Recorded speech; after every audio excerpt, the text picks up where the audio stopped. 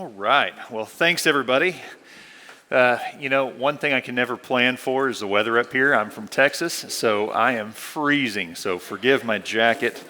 First, I'd like to start off by saying I appreciate Dak for having me here in PHN, and it's been a terrific partnership, and I'm always blessed to be involved in anything they're working on. A little bit about me. I always like to start a story about me because that's the topic I know about best. So we'll get into it. So before I started doing nutrition, can we turn that down just a little bit? Thank you. All right, sorry, I was hearing more of myself and less of y'all. So before I got into nutrition, I was a farrier. And I thought I was a really good farrier. And I had a customer that brought a horse to a vet clinic. I say a customer, they weren't my customer at the time, but they brought a horse into the vet clinic, dropped it off. It's important to note that part. That's a critical detail. And it was a show horse, and it was having a lot of problems. And, we shot a bunch of x-rays. We did slow motion cameras on this horse. And, trying to figure out how can we get this horse better. And it was the veterinarian and I that were working together on this horse. So, after we assess everything, we make a recommendation on what to do, and we move forward with execution of that project. And we thought we fixed that problem. But we forgot one critical step, and that was interfacing more with the horse owner. We thought we're the experts. I'm the professional farrier. He's the veterinarian. We fixed it. Scientifically speaking, we sure did. But we weren't involving ourselves enough with that horse owner and what her perception was of how that horse was doing. So it was a net failure for us. And I went round and round with this horse. I would see it probably every 4 months. She would take it back home, her farrier would work on it, then it would come right back to the vet clinic, and I'd get to start all over again. And it wasn't until I realized that I completely failed at remembering that the number one player on that team was the horse owner, and that we had to align on what she deemed a success for that horse. And once we all got aligned, once my interns were working properly, the veterinarian and I were communicating effectively, but we were all listening to that horse owner. Once that happened, she went on and she won a national title. And that was her definition of success, because it was her confidence that was being affected. We weren't listening to her, and therefore she wasn't confident when she got on that horse.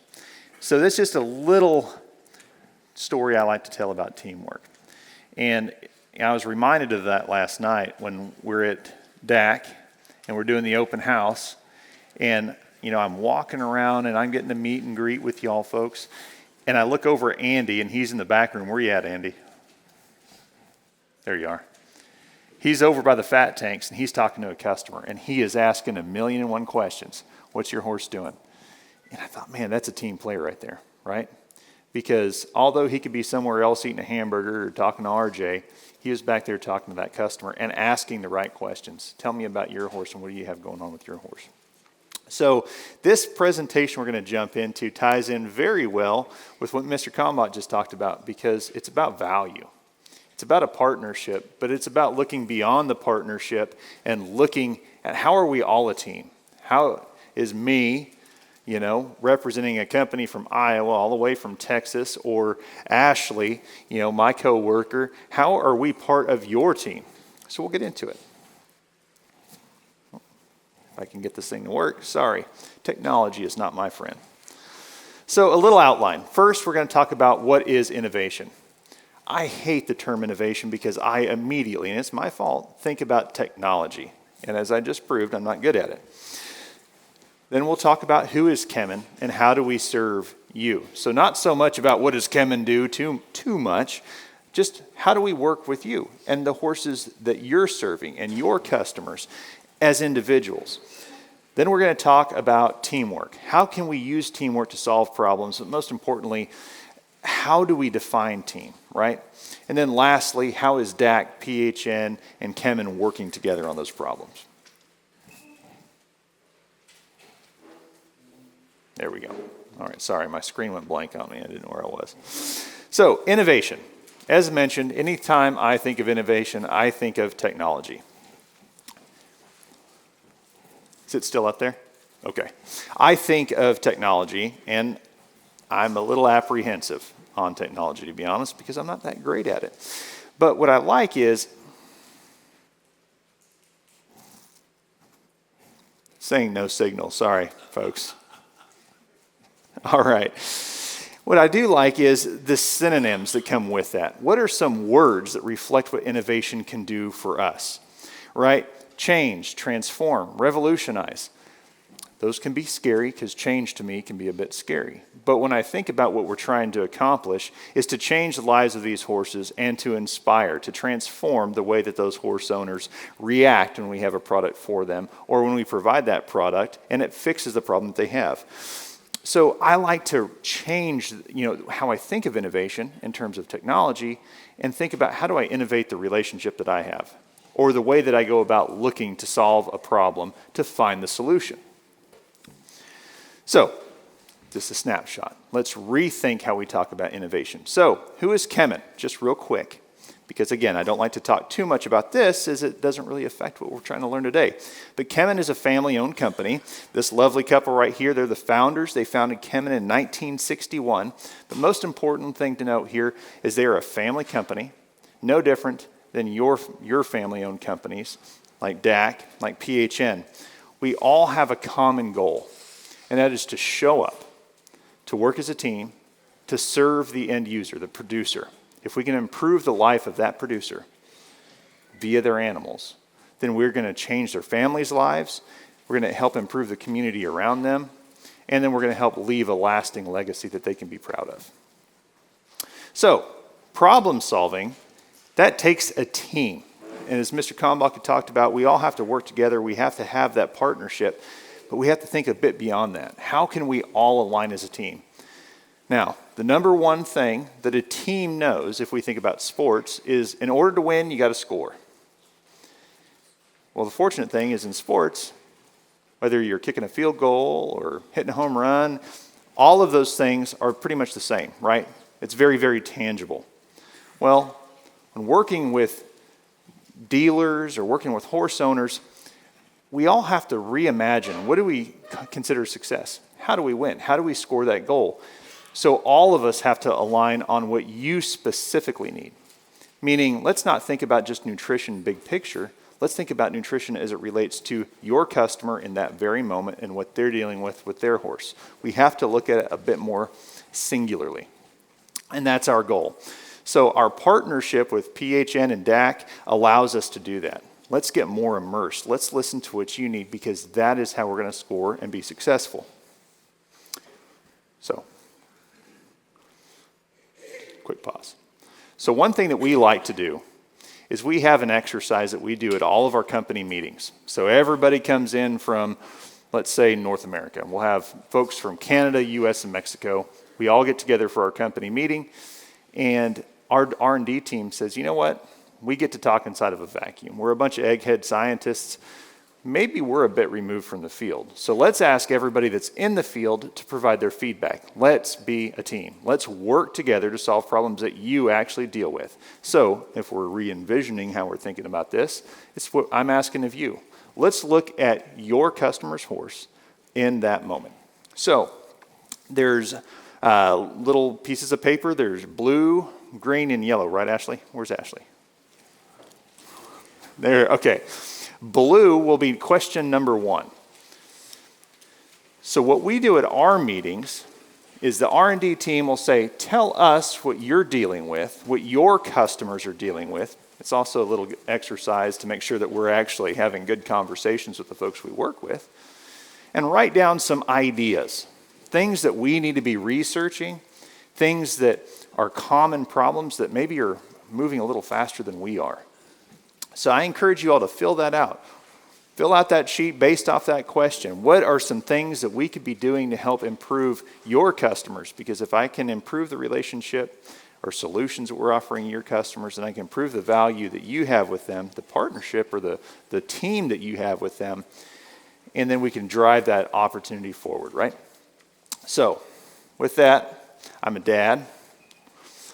I like dad jokes. So we'll take a minute or so to let you fill those out, and I'll give you a dad joke. Why are bronchi horses good to have around? Anybody know? Come on, somebody's got to know. What's that? They have a lot of heart? Well, I'm looking for a funnier answer. Again, I like cheesy dad jokes. It's because they're worth a few bucks. Very punny. All right. Well, we'll call that good for right now. DAC is going to collect these, so make sure. We want you to know that you have a voice here. What do you see that's not being represented right now? How can we show up and serve you just 1% better every day? So how do we solve problems? Well, I like to take a bit of a different approach, and this took years for me to really come to grips with.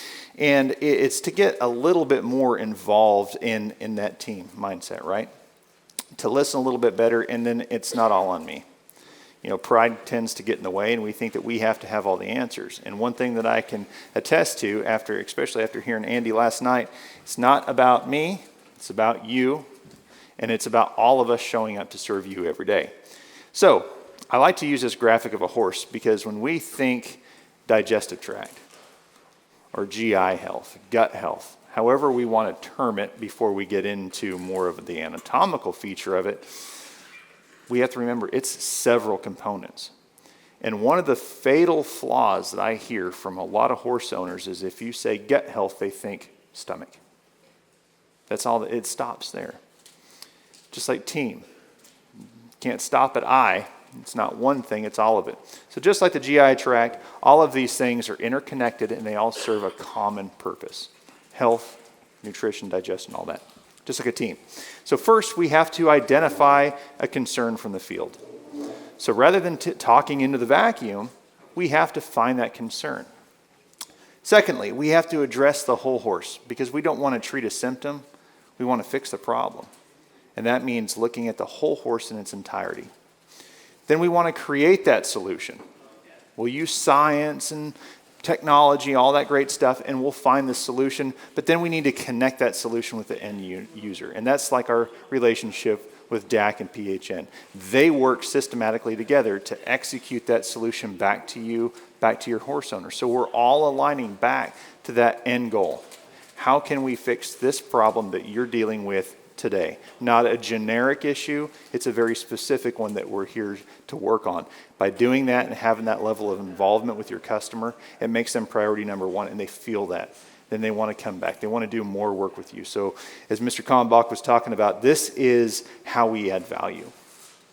We can add value back to you by doing the same thing, making sure that we're tackling those challenges that you specifically are dealing with today. Not just, we have technology, go put it in something. So, innovation starts with the horse, and that's one important thing that we all need to consider. It doesn't start with a horse, the horse, it's their horse. If we can identify that challenge at your level, the dealer, by getting the feedback like these note cards, we're able to take that information and start to really distill it down. Okay, what could be causing that symptom, or that reaction, or that loss of performance of their horse? Then we can look around and say, you know, we're seeing this in some other horses too. Very similar. This allows us to all work together. Many hands make light work, right? And if I'm trying to be the only person that's solving the problem, I might miss a big part of that picture. But if Dr. Tanya is looking at it, if Andy's looking out for it, and RJ and Randy, and we have all of these folks that are coming together to assess what can be wrong, we can have a very big picture on what we can do to make it right. So we get the information from you.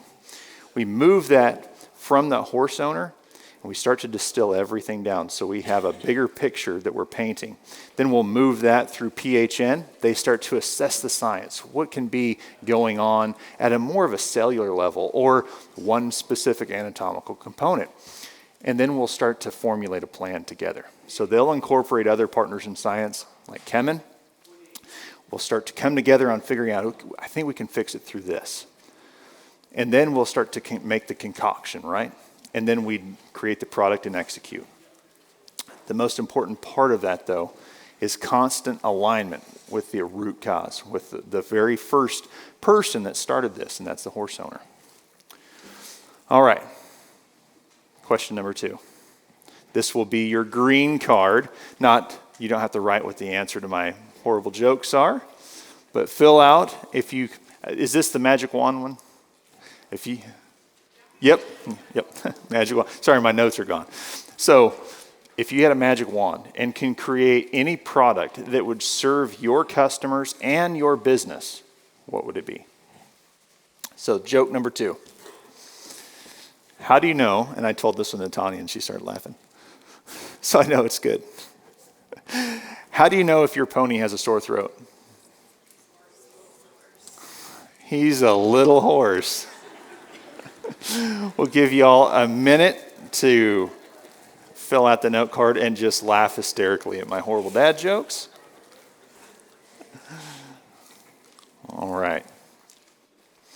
So, how do we start to work specifically with you and your problems? I like to use this chart. Now, don't look at all the logos here on the bottom right-hand side. It'd be your upper right-hand side. This is how we start. Let's look at the symptoms. And then we can start to align the science. So I like to think of this as an example. This is a goal or a tool that we use to specifically work with you in connecting with your customer's horse. So if you look along the top, you'll see the symptom. So we start to put these things together. Is his feed intake off? We'll see days off feed on occasion, right? We don't want to jump to the conclusion something's going on. Maybe he just had a long night. But then if we start seeing allergies, loose stool, maybe it's a mare that she's had a hard time getting bred. That's when we can start to compile symptoms and create a winning strategy to help them be successful again. So in this case, I like to use an example of diarrhea. Individually, loose manure, that just might be some little fluke incident, right? They could have just, again, had a bad day. But then I start to see that horse has hives. And then his behavior is a little bit off. Then I can start to paint a picture. Well, maybe he has something else going on. These are the types of questions you can be asking those customers that, 1, provide that value. 2, it makes their problems feel valid. It makes them feel valid. You know the right question to ask, to dig a little deeper, and then it connects you with the right solution. So not only have you shown them compassion, you've showed them their importance, but now you're going to show them the knowledge that you have, the value that you have. Most importantly, if you don't have that knowledge, or if, say, it's outside of your wheelhouse, you have a team of folks in here, like I'd mentioned, with folks like Andy, that can bring that knowledge to you. That's why they're part of your team. They're part of your stores team. It's not just we get product from DAC. No, we have somebody there with DAC that's here to solve her problem today. So, in that instance, say the diarrhea, loose stool, allergies, anxiety, you could use a product like DAC Rescue Aid Paste. So off the cuff, you have a solution, but you also have somebody that's going to follow through with making that solution work. Or another example, say you have a metabolic horse, but you don't know it's a metabolic horse. This is an easy keeper. So you can start to ask these fine-tuned, tailored questions and connect them directly with a product, but you can do it through this sequence that builds that partnership, that builds that team. So I always like to tell folks, when we talk about nutrition, we like to get hung up on one component, right? Like when we go back to this slide. Obviously, these are products that we work with PHN on. These products are found in DAC products, but they are not a cure-all. And we can't look at nutrition like where's one product that fixes everything. So I have a metabolic horse. If I give him Butaprol ZEQ, that's going to fix everything under the sun. No. It's important to remember that's why we have lots of people that work on these projects. This team all comes together to bring innovative ideas, innovative solutions or science that they know, and we can start to concoct or formulate something that works synergistically with one another. So GI Pro 3, yeah, it might be a probiotic component. But then there's going to be some other things, some prebiotics, some postbiotics that also go into making a good digestive health product. So it is a sum of its parts. Nutrition is a sum of the technology that goes into it, the innovation that occurs around it. And a team is the same way. We can't look at our team as an individual. It's not one ingredient that's going to fix everything or make a great team. It's a collection of the individuals. It's all of us bringing our best assets to augment one another. A team is the sum of its parts as well. Okay. Question number 3. This is your last card, your yellow card, right? All right. I'm trying to keep up with the colors I've told y'all. So question number 3. Why do cowboys ride horses?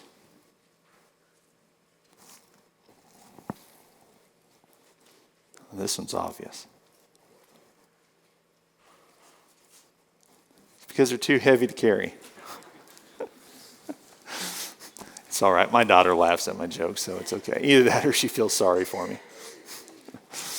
So, in summary, I just want to reiterate that we're all here for the same purpose, and that's to add that value to you, to DAC, to PHN, but at the end of the day, all of that distills down to your customer. How do we add value to your customer? How do we let them know that they are part of our team as well?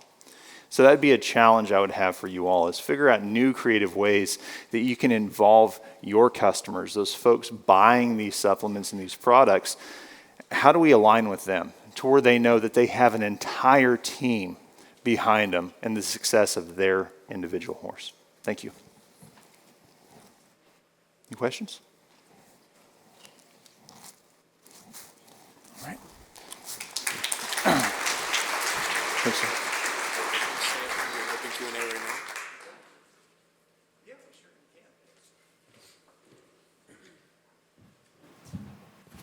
We're going to have a, sorry, a little loud there. We're going to have a quick 5 to 10 minute Q&A right now. So if Everett and Doug, would you guys grab a mic? We're going to pass mics around. If you guys have any questions thus far, Paul Kalmbach Jr., if you wouldn't mind maybe stepping up. And if you guys have any questions for these two fellas to start out on our partnership, maybe with Kalmbach or our partnership with Kemin. So there'll be some mics passed around. Raise your hand, and we want to be able to answer as many of those questions as possible. Question? Got one? Perfect. Come on up. We're getting closer to lunch. I don't think we can eat lunch, though, unless we have at least a couple questions. Or share one of your ideas. So out of those note cards. I always like to hear the feedback.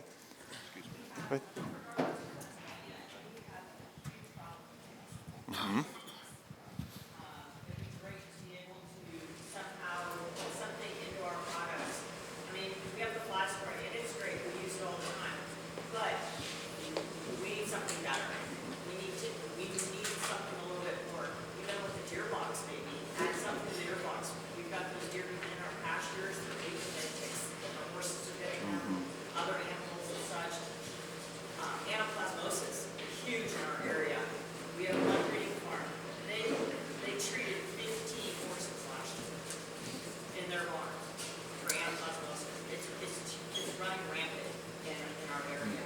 Well,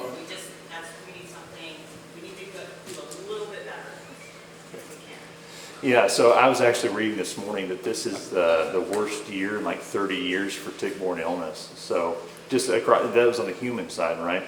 So yeah, and that would be a really interesting thing to look at. You know, how can we offer that without it being a medicated product in horses?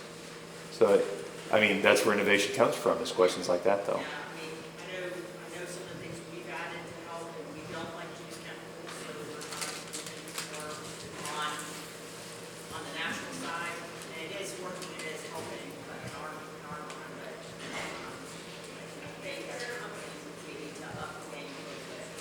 Very good. Well, thank you. Thank you for, that's a puzzler for me. I don't know what the immediate answer is. Yeah, repeat the question from what she said. Oh, okay. So the question was, in her area in Pennsylvania, there is a substantial amount of ticks. Obviously, deer are the main culprit because they're bringing them into our pastures. What do we do without shooting all the deer? That's a joke. Is there something nutritionally that we could potentially do in the instance of like a block, right? You know, that's a really unique question, because we start to run against that, the other side of that, the ethical portion that we always tout, that, we want to keep medications out of equine feed. So what kind of biocidal type product might have a benefit? So.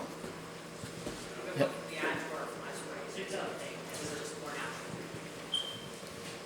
1, 2, 1, 2. Okay. Go ahead. So the question was to feed the horses something to prevent the ticks. Maybe consider garlic. Because we can get bug off garlic, feed the horses garlic, and that helps with ticks. Does it? It does. Very good. There you go. We have tried that. Yep. We have fed garlic for probably the last 4 years. We've fed it every day, all through the winter. We're still spraying our horses, even in the winter right now. If there's not snow on the ground, we're still spraying our horses because the ticks are there. So we have tried the garlic route. It has helped, but it is not foolproof. Yeah. We have started adding neem oil to our fly sprays and that to our DAC fly spray, and it has helped. Very good. Just one trick we have tried, but we have tried the garlic. It's not foolproof in our area. One of the challenges with horses that we're all aware of is whatever we put in the product, they have to eat. Well, I'm talking fly spray. Yeah. Not so much, Consumption based. Yeah. pure consumption of lots of stuff, but I know there's some of those things on a smaller scale that you can put in, but I haven't done all the research. It's definitely something that we're seeing across the country. Different ticks are moving into different areas, like at speeds they haven't in 30 years. And so the challenge is, do you put it in the supplement? Do you put it in a fly spray? Do you have it as a topical? Do you try and put it in feed? And all those have different challenges. So it is a very difficult challenge, but there's a lot of work being done, I think, to try and fix it in humans too.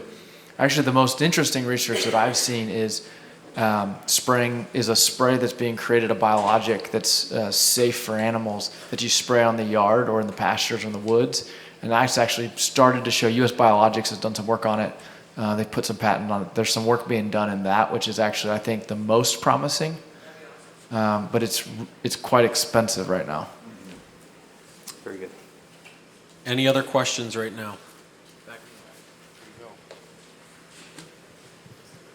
On the Kalmbach end, how have you seen the pandemic affect feed sales? And coming out of the pandemic, is there a change or a shift from one product line to another? Are we going basic, or are we going into more concentrated products? RJ, do I have 30 more minutes? Oh, there you are. Man, that's a good question. I think I'll give you a couple of answers. The pandemic, I would say we've moved into a post-pandemic world, and so there's in the pandemic, as we went into the pandemic, you had the first response, which was panic buying, right? And then you had a second response, which was PPP money.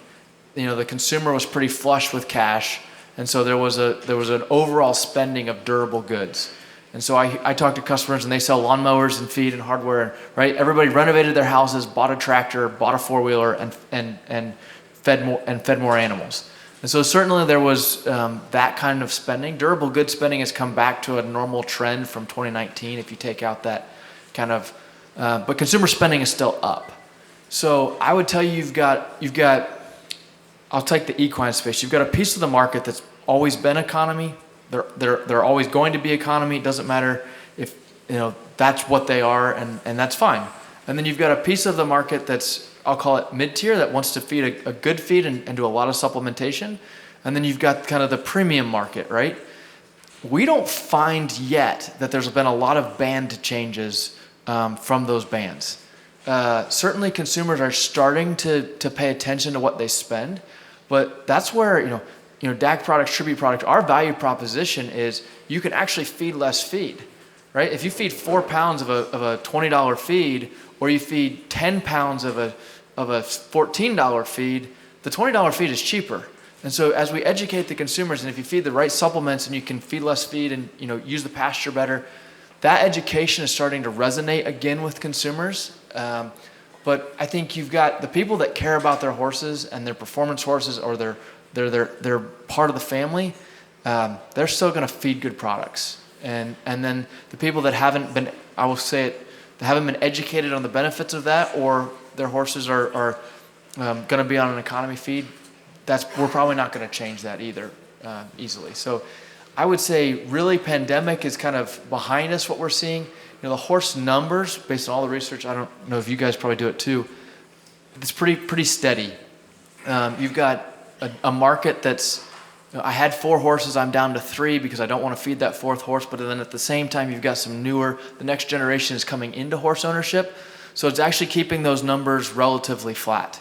So I think it's a healthy market. There's not a significant increase in horses that are coming to market, but certainly there's not a reduction either, unless you're on the racetracks. In racing, they're paying more for better horses and having fewer horses in the barns just because the purses aren't quite as big at some of the tier 2 and tier 3 tracks.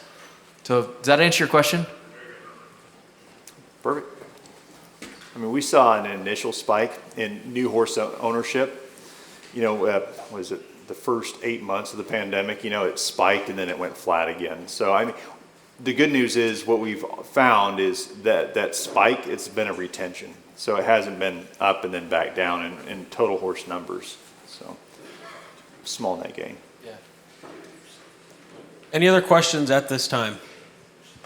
We will have multiple opportunities throughout the day for more questions, so if you think on those. Also, keep those color-coded papers. We will have an area back there when you leave to put all those into, and we do most definitely take value in those at the end. RJ, can I make one other comment on that question? Yep. So one of the things that we found is I'm really excited about, and I'll plug one of your product lines, the DAC Deer, because that is everything that we've seen, that is a recession-proof sale.